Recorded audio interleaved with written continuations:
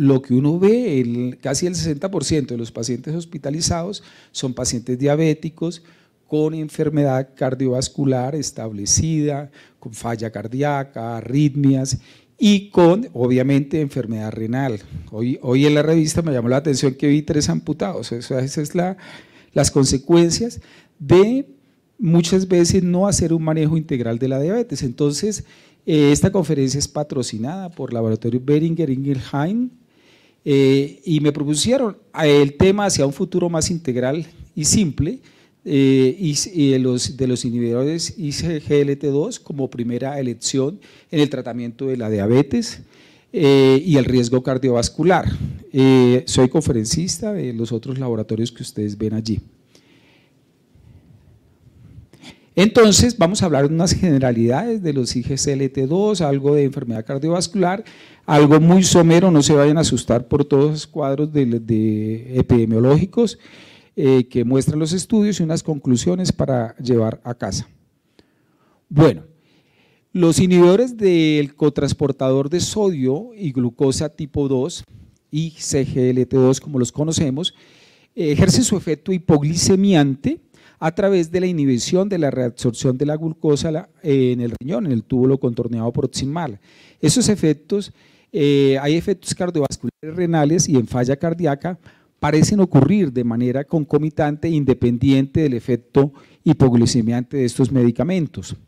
Los principales mecanismos de acción que explican sus beneficios cardiovasculares son el efecto hipotensor y la disminución de las presiones de llenado de precarga,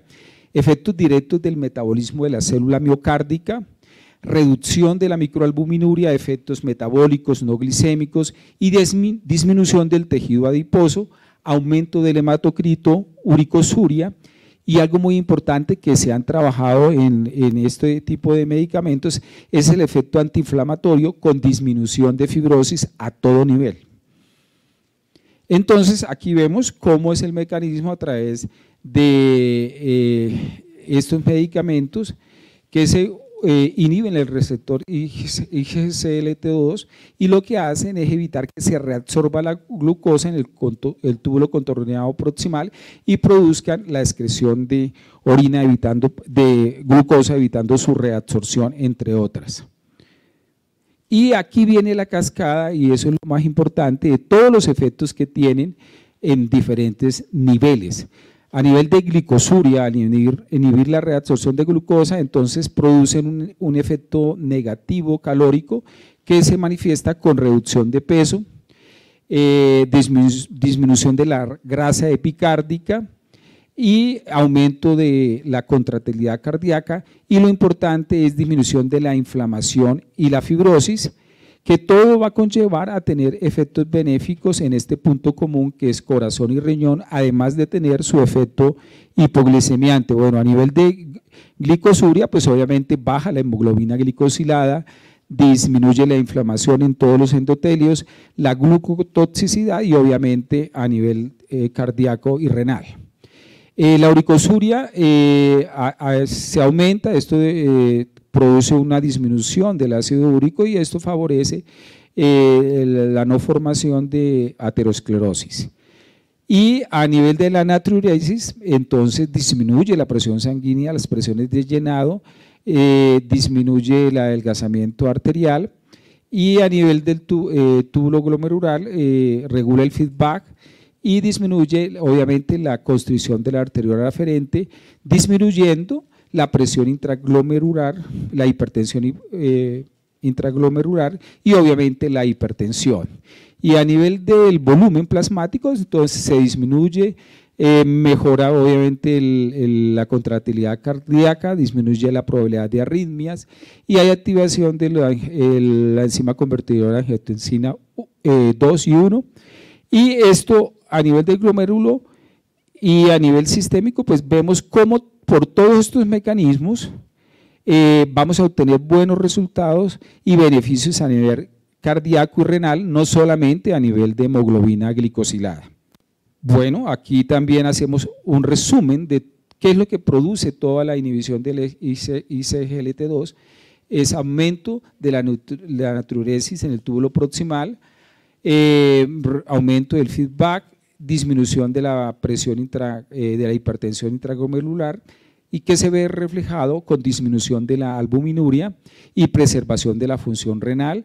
disminuye la inflamación, disminuye la fibrosis, preserva la homeostasis de agua y sodio y obviamente mantiene la euvolemia. Todos estos factores lo que hacen es disminuir el riesgo de hospitalización por falla cardíaca y eventos cardiovasculares. Como lo decía hoy en mi revista, varios de los pacientes, y ustedes si hay internistas acá, y todos vemos que uno de los principales motivos de consulta son descompensaciones por falla cardíaca o eventos cardiovasculares agudos. Estos medicamentos se comparan con otros que son los agonistas GLP-1 que tienen efectos similares a través de otros mecanismos, pero que comparten estos efectos que son reducción de presión, reducción de los niveles de glucosa,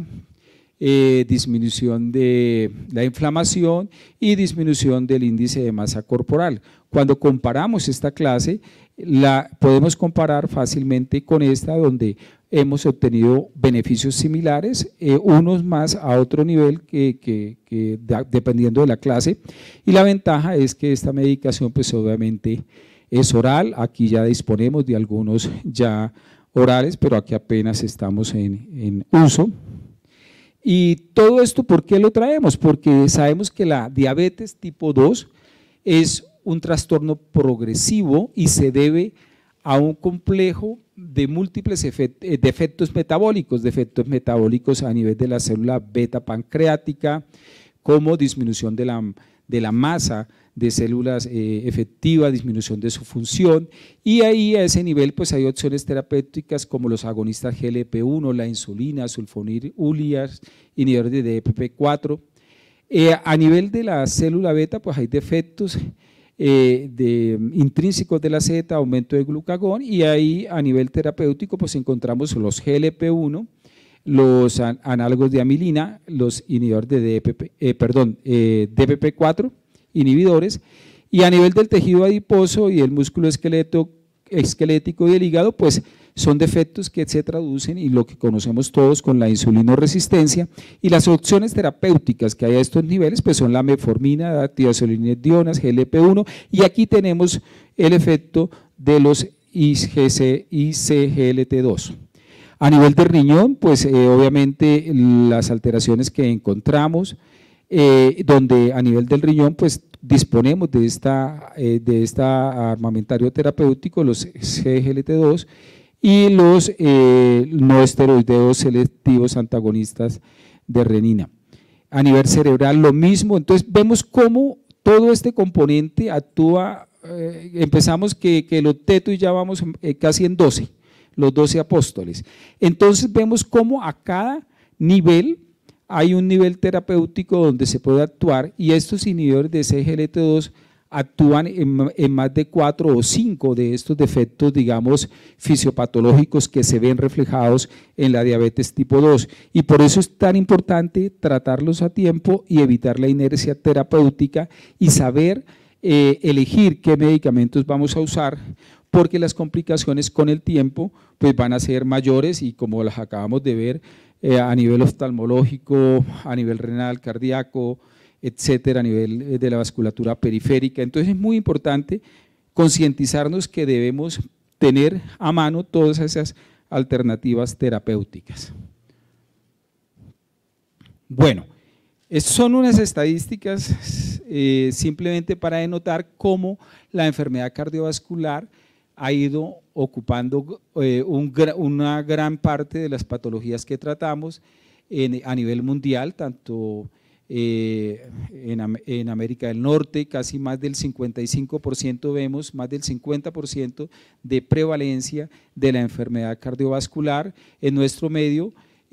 más o menos es de 57.79% para mujeres y 51% para hombres, y las muertes por enfermedad cardiovascular entre el 21 y el 13%. Entonces realmente se hace prioritario que prioricemos qué medicamentos vamos a utilizar para el tratamiento. Bueno, ¿qué ¿Qué estudios? Se conocen muchos y ya son los diferentes estudios clásicos, el EMPA-RED, el DECLARE, el Canvas, el Vertis y el Credence, comparan con diferentes número de pacientes cuáles son los resultados que se obtienen a nivel del MACE y a nivel de cada uno de sus componentes, y es claro que son estudios realmente representativos con poblaciones de pacientes bien seleccionados, con un promedio de 3 años de seguimiento, y en ellos vemos en nuestro clásico estudio en PARRED cómo el MACE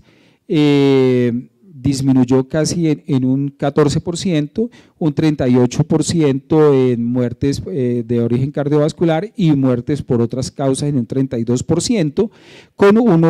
un hazard ratio pues representativo. Si vemos los otros también exactamente igual, pero en menor proporción. Entonces realmente estas son unas herramientas terapéuticas que están disponibles y que han demostrado a nivel cardiovascular que realmente aportan mucho en el manejo del paciente diabético. Los otros estudios ya estrictamente con falla cardíaca, vemos como el estudio DAPA, HF, Emperor Reduce, Deliver y los otros. Todos estos realmente lo que se ha demostrado es que disminuyen el número de hospitalizaciones, disminuyen los eventos de muerte fatal y no fatal, y disminuyen la estancia hospitalaria, como decía anteriormente, que son las causas casi más frecuentes de hospitalización de pacientes diabéticos en nuestro medio. Otros estudios grandes también, como vemos el LEADER, el SUSTAIN, el HARMONY, todos estos estudios han demostrado realmente cómo también otros medicamentos pues, tienen efectos muy similares. Estos medicamentos que inicialmente pues, conocemos eran inyectables, ahora tenemos disposición de algunos orales, pero es muy importante saber que existen y que hay estudios que han demostrado su efectividad para disminuir estas comorbilidades. Bueno, ¿qué es lo importante entonces en el abordaje de estos pacientes que tienen riesgo cardiovascular? Siempre hacer una evaluación inicial, evaluación de los riesgos, si hay ya daño o no cardíaco establecido, arterial periférico también, la diabetes tipo 2 confirmada. En este tipo de pacientes lo que hacen en este gráfico y que en la Sociedad Colombiana de Cardiología se ha hecho, esto es en la Sociedad Europea, es establecer los diferentes riesgos que tienen los pacientes, si tienen o no estas comorbilidades establecidas. Entonces lo que se hace es definir cuáles son los medicamentos, y estos son consensos de expertos, que se deben utilizar para tratar cuando ya hay enfermedad cardíaca establecida, enfermedad vascular,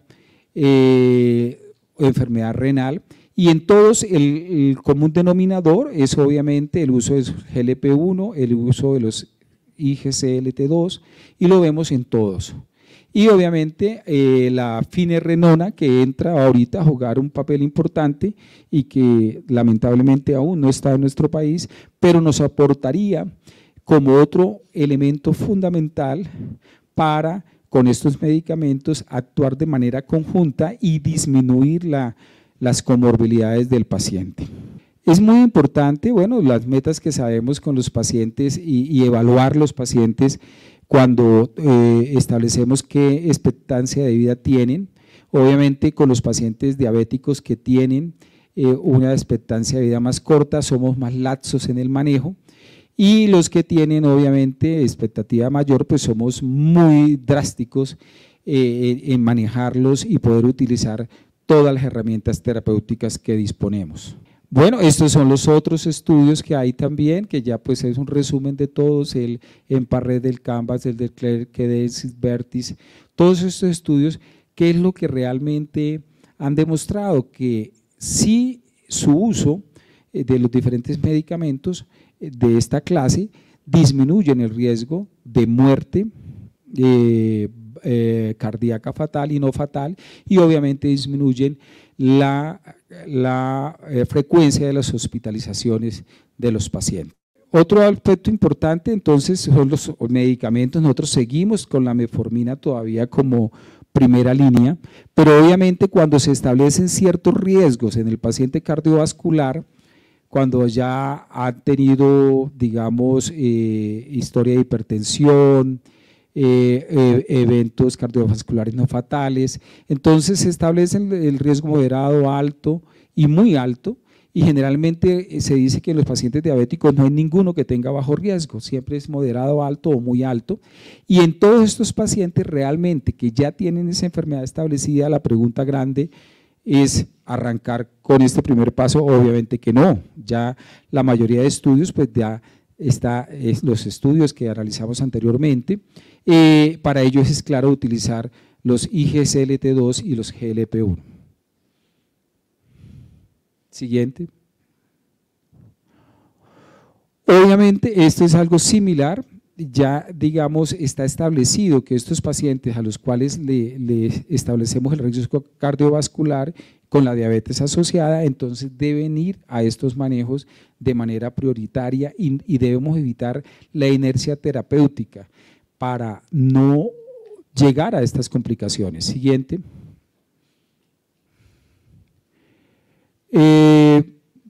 Todos esos son los factores que intervienen, digamos, en el desarrollo de la diabetes. Siempre tener en cuenta pues, las comorbilidades, los factores de riesgo como hipertensión, fumar, obesidad, dislipidemia, todos estos factores que terminan en enfermedad aterosclerótica vascular. Bueno, entonces, todo, digamos, la mayoría de guías, los consensos, pues son muy claros y enfáticos que una vez se establecen el riesgo cardiovascular, cuál es el paso a seguir con este tipo de pacientes, cómo se debe usar, se pueden utilizar combinaciones, y lo importante siempre es tratar de hacer el manejo integral, no solamente el enfoque glucocéntrico de reducir la hemoglobina glicosilada, sino disminuir las comorbilidades cardiovasculares y prevenir la enfermedad renal diabética. Ya digamos el manejo que hacemos nosotros no es tan puntual en un pilar, un dos pilar, sino lo vemos de manera circular, de manera integral, y debemos actuar a todo nivel, a nivel educativo, a nivel obviamente los planes de atención a los pacientes, lo que estamos haciendo hoy, una capacitación a la gente que le gusta manejar la diabetes para que tengamos en cuenta que este impacto no se ve si abandonamos cada uno de estos aspectos. Es aquí para denotar ese manejo circular de la diabetes que tenemos que tener en cuenta siempre, disminuir los riesgos cardiovasculares, controlar la tensión arterial, disminuir los niveles de lípidos, agentes antitrombóticos si son necesarios, cesar de fumar y todo el arsenal medicamentoso. Siguiente. Bueno, realmente el mensaje que les quería traer es que la mayoría de las guías ya recomiendan a los inhibidores de SGLT2 como los indicados en pacientes con diabetes mellitus y enfermedad cardiovascular, y no solamente cardiovascular, sino renal. Y el mensaje es: debemos evitar la inercia terapéutica y avanzar en el manejo cada día para evitar las complicaciones sistémicas. Obviamente en países como los nuestros se deben tener en cuenta las condiciones socioeconómicas del medio para implementar tratamientos efectivos. Sin embargo, siempre tenemos que ser innovadores, ser pioneros y luchar y no conformarnos con que no existe, no lo tenemos, sino nosotros como médicos tratar de exigir ante las entidades de salud de que hay herramientas farmacéuticas que se pueden implementar y que inicialmente parecen costosas, pero que a largo plazo previenen todas las complicaciones. Y finalmente entonces las guías nuestras, que son la ADA y la Asociación Europea de Diabetes, y a nivel de nefrología, el KDIGO, todas recomiendan el uso de este tipo de medicamentos para los pacientes con seguridad. Obviamente las recomendaciones especiales que siempre damos con los inhibidores de SGLT2, que es lo que vemos. Hace 8 días precisamente recibí un paciente con una biopsia de aquí de la Fundación Santa Fe, una señora de edad que presentaba infecciones urinarias a repetición y presentó una ulceración en el labio mayor, se sospechó de pronto un cáncer, pero se hizo la biopsia y lo que demostró fue una dermatitis de contacto por la exposición continua a la glucosa que se elimina a través de la orina, y en esos casos pues nos toca que parar. Entonces siempre el paciente diabético es muy susceptible a infecciones urinarias, pero lo que tenemos nosotros que hacer es explicarles, hablarles que el aseo genital se debe extremar, y obviamente si ya presentan infecciones urinarias a repetición, pues requieren valoraciones especiales, pero no por esto pues evitar el uso de este tipo de medicamentos que, como vimos, pues presentan una seguridad y una disminución de los eventos cardiovasculares fatales, no fatales, y también disminución de la enfermedad renal diabética. Muchas gracias a todos.